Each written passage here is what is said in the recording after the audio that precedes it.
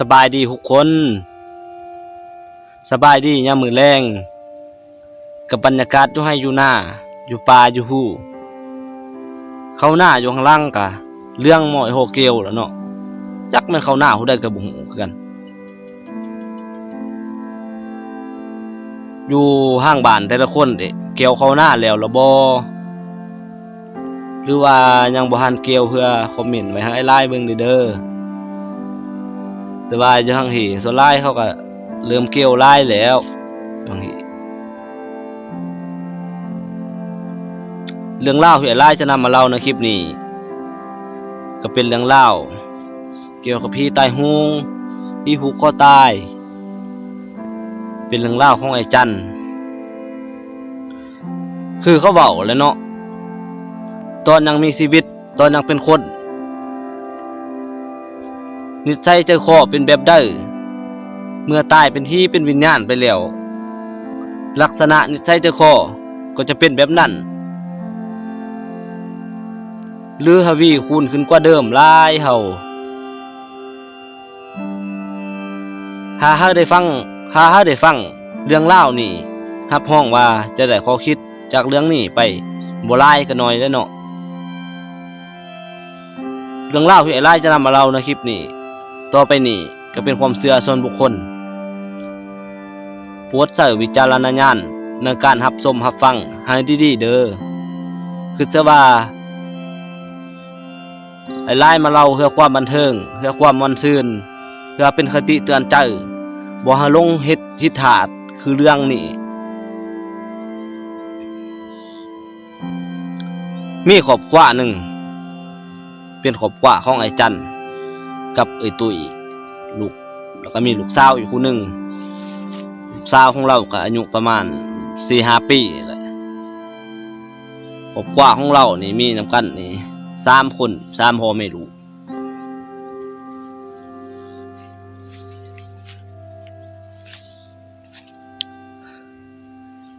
นิสัยใจคอของอาจารย์นี่เป็นคนค่อนข้างอารมณ์ร้อนเป็นคนอารมณ์ร้อนมักฮิตกับลูกกับเมียมักฮิตเถียงกันกับลูกกับเมียเวลาเรากินเหล้ากินเบียร์เมาแห้งเปลี่ยนเป็นคนละคนกันโลดจากหน้ามือนี่เป็นหลังมือโลดเวลาเรากินเหล้ากินเบียร์เมาแต่เวลาปกติคือเฮาจังซี่ก็เป็นคนดีเป็นคนนิสัยดีมักม่วนเป็นคนดุมันขยันเฮียนแต่ว่าข้อเสียของเราก็นี่แหละเวลาดื่มเหล้าดื่มเบียร์เมาแล้วก็มักฮิตกันกับลูกกับเมียของเราก็มีอาชีพเป็นแม่ค้าเช้าขายเครื่องขายของขางัวขาควายก็เป็นคนมักกินลิ้นบ่ฮ้อว่าซั่นซะไอ้จันก็เป็นคนมาแต่ห้างอื่นมาแต่บ้านอื่นเรามาเอาลูกเอาเมียอยู่ต่างบ้านครอบครัวหั่ง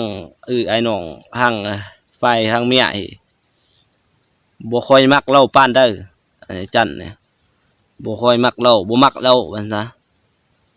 เรากินน้อยก็ว่ากินหลายเราเฮ็ดเวียกนี่เฮ็ดงุกๆอยู่ก็ว่าเราบ่เฮ็ดเราขี้คร้านเฮ็ดหยังก็บ่ถูกอกถูกใจเขาบ่มักเราเขาสั่งเราเด้เมียก็เป็นคนจังซี่เด้เนาะเป็นคนเคยหลายว่ามักลิ้นมักกินลักลิ้นบ้าวลิ้นสู้ไอ้จันก็อดทนอยู่จังซั่นแหละย้อนรักลูกรักเมียก็อยู่จังซั่นแหละไอ้จันก็ฮู้อยู่ดอกเนาะว่าเมียเรานั่นลักลิ้นบ้าวลักลิ้นสู้นะแต่ว่าบ่มีหลักฐานนี่ไปเอาผิดเมียได้ก็เลยเก็บไว้ในใจเก็บกดไว้ในใจมีมื้อหนึ่งเป็นบุญเป็นสวงบุญกองเขากุ้มเขาเฮานี่แหละบุญเดือน3เฮาเราก็ได้ไปกินเหล้ากินเบียร์ดื่มเหล้าดื่มเบียร์น้ำหมู่น้ำคูเลาะตามบ้านเลาะกินเหล้าน้ำหมู่น้ำคูสวงบุญไปก็ไปคนละห้างกันกับเมียก็ไปห้างนึงเราก็ไปห้างนึงไปก็ไปดื่มเหล้าดื่มเมียก็จนขายแรง ขายแรงแล้วมาเฮือนพาหมู่พาครูมาเฮือนมายามเฮือนมาก็บ่เห็นเมียคิดไว้ทางเมียนั่นเฮ็ดอยู่เฮ็ดกินสู่หมู่ครูกินนะหมู่มายามเฮือน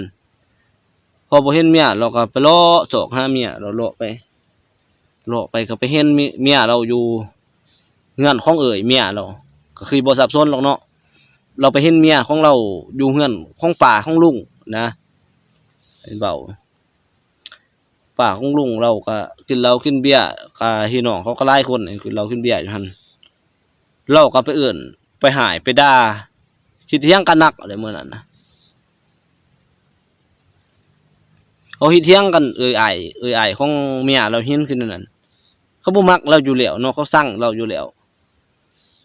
เขาก็ลุ่มเฮ็ดให้เรา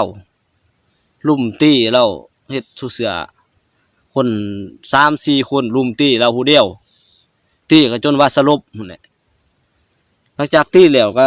ห้ามเราไปโยนไปทางหน้าบ้านเฮือนของเมียเราก็หากันไปบนอื่นไปก็บ่มีให้มาซอยเราทางครอบครัวก็อยู่ไกลเด้ทางครอบครัวของไอ้จันนี่คนบ้านอื่นเด้ก็บ่มีให้ฮู้ก็เราหลังจากนั้นเราก็พอฟื้นขึ้นมาตื่นสะลึมสะลือขึ้นมาไฟขี้หูขี้ตาขึ้นมาเราก็ขี่รถออกไปป่าเลยออกไปป่าเอาเสือกนี่ไปนำขี่รถออกไปป่าไปก็ไปหูคอตายกับต้นไม้จักเราคิดหน่อยเจ้าลูกเมียญาติพี่น้องทั้งเมียนี่บ่ฮักเราหรือหยังก็บ่ฮู้เนาะเฮ็ดเฮาไปเป็นแรงจูงใจให้เราน่ะไปหูคอตายหยังก็บ่ฮู้เราก็ไปหูคอตายอยู่กับต้นไม้ใหญ่ไปก็ ลูกเมียก็บ่ได้สนใจเลยเนาะเขาบ่มักเราเด้อก็เซยกินเหล้าเลาะกินเหล้ากินเบียร์เซยบ่ได้สนใจบ่ได้เบิ่งบ่ได้ห้าวหาญแล้วนะจนได้ 3-4 มื้อหมู่ครูเรามาหวังหามาห้าวหามาในบ้านก็ประกาศศอกหาก็หากันไปศอกหาไปก็ไปเลาะศอกตามป่าตามหูไปวิทย์ก็เห็นรถเราก่อนเห็นรถเราก็ศอกไปศอกเลาะขึ้นไปยันถึงก็เห็นปรากฏว่าเราตายลิ้นนี่จุปากแล้วเราหูคอตายลิ้นจุปากคืนอืดแล้วน้ำเดือดน้ำนองออกมาเริ่มมิ้นเน่าแล้วนะ3-4 วัน 3-4 มื้อแล้วพอเห็นเราตายขึ้นนั่นทางบ้านเขาก็ส่งข่าวไปหาพ่อหาแม่อยู่บ้านเราพ่อแม่หูว่าโอ้ยความเสียอกเสียใจเนาะเสียอกเสียใจสำหรับผู้เป็นแม่ห้องให้เสียใจน้ำตาเนี่ยแหบเป็นสายเดือดเนี่ยอันผู้เป็นแม่ใส่เป็นลมเนี่ยเป็นลมลงเนี่ยอันผู้เป็นแม่ความเสียอกเสียใจลูกไปเฮ็ดแบบนั้นคือทันแบบนั้นพ่อแม่ก็ลงมาแต่ทางบ้านมาเบิ่งมาเห็นสุขโลกให้เสียอกเสียใจ เขาก็ทำพิธีเฮ็ดกองฟ้อนไว้กองบ่เราขาตัวใต้เฮ็ดกองฟ้อนไว้แล้วก็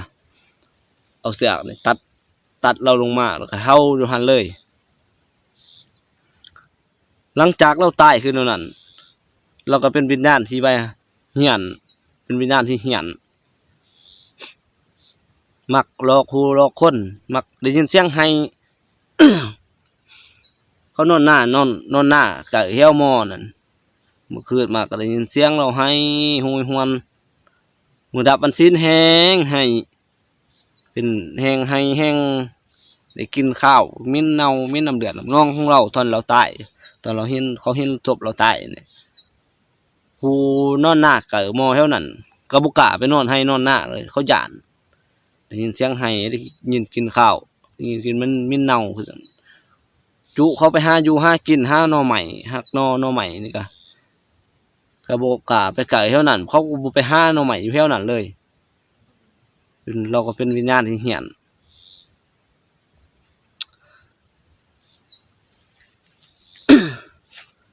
แน่นอนเนาะคนที่ใต้ที่ว่า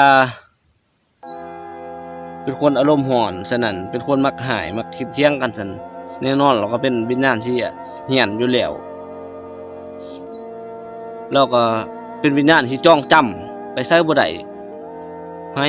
อยู่บริเวณที่เราตายนี่ยังซ้ำซุมื้อนี่ก็ยังได้ยินข่าวว่าได้ยินเสียงเราให้อยู่เรื่องนี้ก็เป็นเรื่องราวที่เกิดขึ้นจริงบางบ่ดนนี่บาง 4-5 เดือนหลังนี่แหละเว้าตบจริง บาง4-5 เดือนหลังนี่แหละแน่นอนเนาะคือผู้เฒ่าผู้แก่แล้วก็รวมเพิ่งครูบาอาจารย์เพิ่นผู้มีความรู้ด้านนี้เพิ่นว่าคนผูกคอตายฆ่าตัวตายนี่เป็นวิญญาณที่บาปกรรมที่สุดเนาะของคนคนหนึ่งก่อนเจ้าอีเกิดเป็นมนุษย์ได้มันก็บ่แม่นเรื่องง่ายๆพ่อแม่เลี้ยงเจ้ามาหาใหญ่ก่อนเจ้าอยู่มาเกิดมาเป็นคนครบ32เจ้าก็ต้องทานวิบากกรรมมาหลาย เมื่อเจ้าเกิดเป็นคนครบ32แล้วเจ้ายังบ่ฮักสังขารของเจ้าเองเจ้ายังบ่ฮักตัวเองซึ่งการตายของเราก็เกิดจากการยึดติดยึดถือกับความฮักกับคนอื่นนี่เลยเนาะ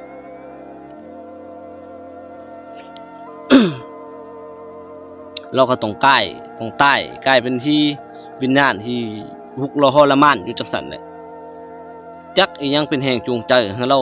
ไปหุกคอตายก็บ่ฮู้เนาะเป็นเราหน่อยเหนือต่ำใจที่ลูกเมียบ่ฮักทางครอบครัวทางเมียบ่ฮักหรือหยังก็บ่ฮู้เนาะเป็นแรงให้เราเป็นแรงจูงใจให้เราไปหุกคอตายจังซั่นคือครูบาอาจารย์ผู้ที่มีความรู้ด้านนี้เพิ่นว่าวิญญาณที่ผูกคอตายฆ่าตัวตายนั่น สมมุติว่าไอ้ลายสิอายุเพิ่นกำหนดมาให้แล้วว่าต้องตาย95 ปีแต่ว่าไอ้ลายนี่ไปผูกคอตายอยู่ต้นไม้คือจังซั่นสมมุติว่าไปผูกคอตายอยู่ต้นไม้นั่นอันใบอายุ 45 ปีไอ้ลายนี่ก็ไปฮู้เขาตายอยู่จังซั่นแหละซ้ำๆอยู่สถานที่แห่งนั้นด้วยความเจ็บปวดแบบนั้นความรู้สึกแบบนั้นอยู่สถานที่แบบนั้นซ้ำๆจนครบอายุไขที่อันกำหนดมาจนฮอดอายุไข95 ปีพุ่นนี่เท่านั้นยังบ่ฮอเนาะ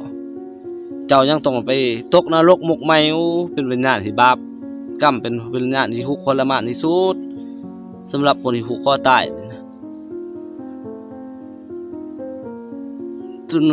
ตัวอย่างว่าคนที่ไปโดด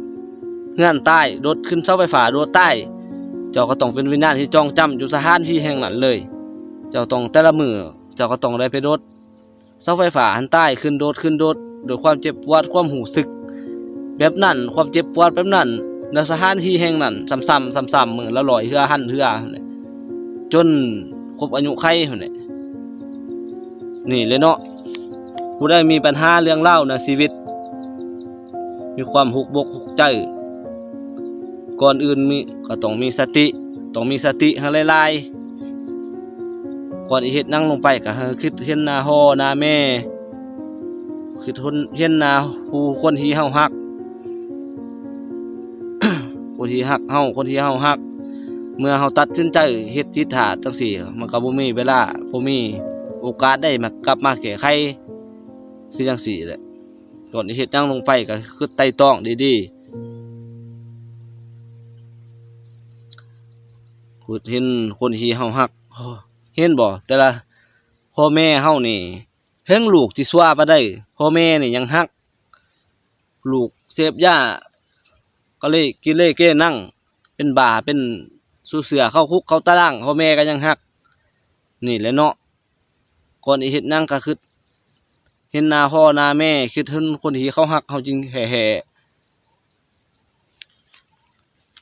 คือเราตายคือจังซี่ก็ผู้ที่เสียอกเสียใจก็คือพ่อแม่เบิ่งพ่อแม่นั่นใส่เป็นลมใจต้นแล้วเนาะพ่อแม่เราก็ได้ก่อนที่เฮ็ดหยังก็คิดดีๆเมื่อเฮาเฮ็ดหิถาดไปแล้วมันก็บ่มีโอกาสได้กลับมาแก้ไขซึ่ง การตายของเราครับเกิดมาจากการไปยึดติดกับคนอื่นแน่เนาะเขาบ่ฮักเฮาก็ต้องปล่อยให้เขาไปเมียบ่ฮักก็ไปหาเอาผู้อื่นได้เพิ่นว่าหัวบ่ฮักก็ไปหาเอาผู้อื่นได้บ่ต้องคิดแบบนี้เนาะกว่าเฮาจะเกิดมาเป็นคนก็บ่แม่นเรื่องง่ายๆแล้วเพราะว่าผู้ใดเฮ็ดแบบนี้ฆ่าตัวตายหุกคอตายจังซี่คือว่าเป็นวิญญาณที่จองจำบ่สามารถไปไสได้เจ้าตายอยู่สถานที่แห่งใดเจ้าก็อยู่บริเวณอันนี้บ่สามารถไปไสได้อันนี้ก็เป็นเรื่องราวที่ไล่มาเล่าให้ฟังในคลิปนี้เนาะเป็นเรื่องราวของที่ผูกคอตายทุกคนคิดเห็นแนวใดกับเรื่องนี้ก็ฝากคอมเมนต์ไว้ให้ไลน์อ่านเด้อฝากกดไลค์กดแชร์กดติดตามเพื่อเป็นกำลังใจให้ไลน์เฮ็ดคลิปต่อๆไปเด้อขอให้ทุกคนนอนหลับฝันดีบ๊ายบาย